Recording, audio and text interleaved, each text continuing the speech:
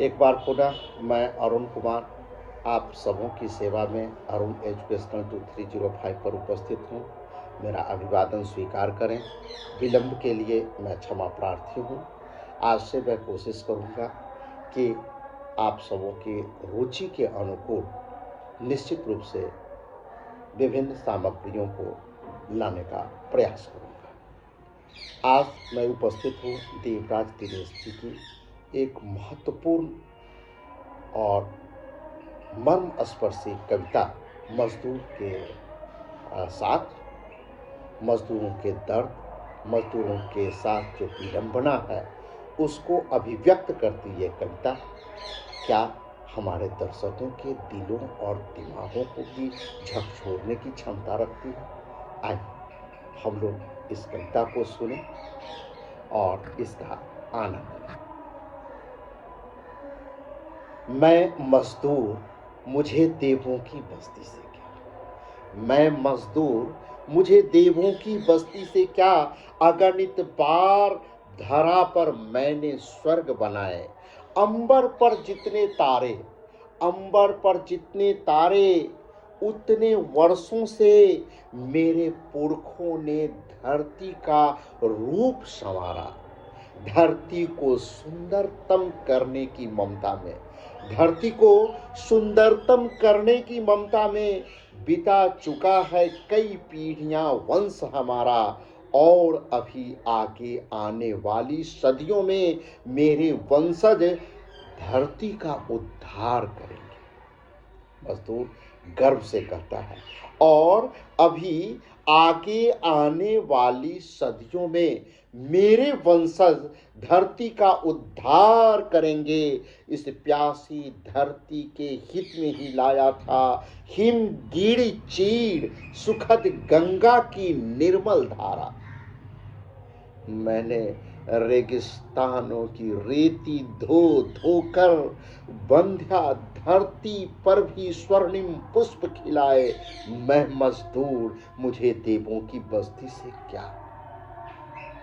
अपने नहीं अभाव मिटा पाया जीवन भर, अपने नहीं अभाव मिटा पाया जीवन भर, पर औरों के सभी अभाव मिटा सकता हूँ। तूफानों भूचालों की भयप्रद छाया में मैं ही एक अकेला हूँ जो गा सकता हूँ। मेरे मैं की संज्ञा में, मेरे मैं की संज्ञा में इतनी व्यापकता है, इसमें मुझसे अगणित प्राणी आ जाते हैं। मुझको अपने पर अदम्य विश्वास रहा है। मैं खंडहर को फिर से महल बना सकता हूँ। मैं खंडहर को फिर से महल बना सकता हूँ। मैं खंडहर को फिर से महल बना सकता हूँ। जब जब भी मैंने खंडहर आबाद किए हैं, प्रलय मेघ भूचाल देख मुझको शर्माए। मैं मजदूर, मुझे देवों की बस्ती से क्या। युगों युगों से इन झोपड़ियों में रहकर भी औरों के हित लगा हूँ महल सजाने।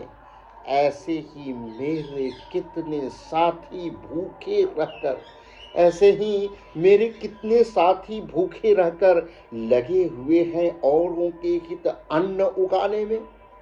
इतना समय नहीं मुझको जीवन में मिलता। अपनी खातिर कुछ सुख के सामान जुटा लूं, पर मेरे हित उनका भी कर्तव्य नहीं क्या। पर मेरे हित उनका भी कर्तव्य नहीं क्या।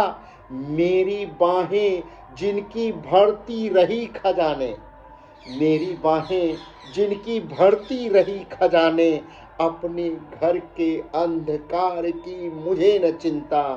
मैंने तो औरों के बुझते दीप जलाए, मैंने तो औरों के बुझते दीप जलाए। मैं मजदूर, मुझे देवों की बस्ती से क्या।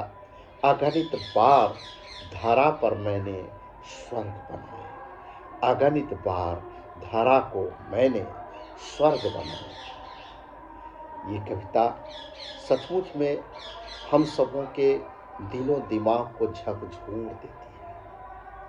वो मजदूर जिसके पास रहने के लिए एक घर नहीं, घर है तो छप्पर चूता है,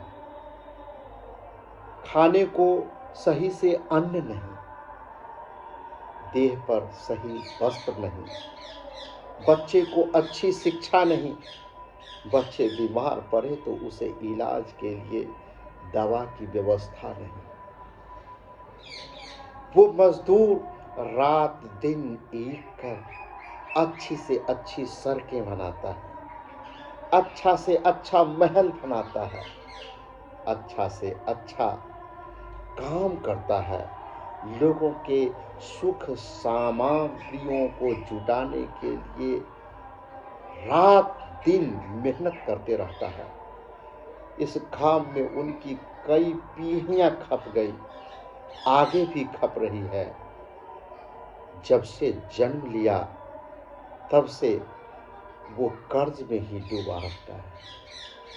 लगता है उसके मन का जो अरमान है वो समाप्त हो गया है। हम सबों के सुखों की व्यवस्था करने वाले ये मजदूर, क्या उसे जीने का कोई हक नहीं?